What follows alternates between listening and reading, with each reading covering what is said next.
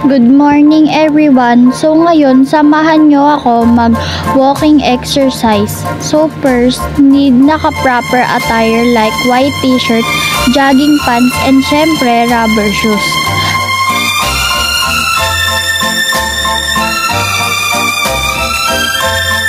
Pagtapos natin mag-get ready, tayo ngayon ay mag-warm up. Importante ito sa paghahanda natin para iwas fracture at mai-ready ang katawan. Ginagawa ang warm-up exercise from head to toe.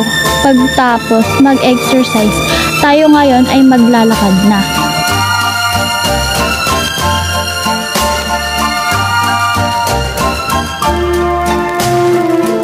Sa paglalakad ay una, dahan-dahan muna hanggang sa pabilis ng pabilis.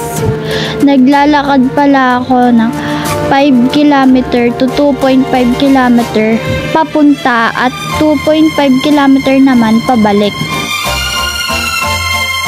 Increase cardiovascular and pulmonary fitness, reduce risk of heart disease and stroke.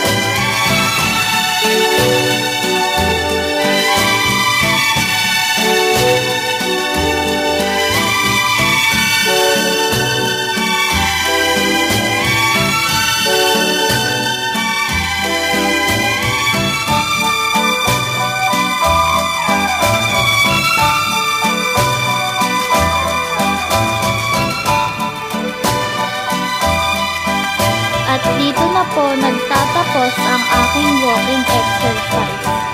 Stay safe and God bless you all. Bye!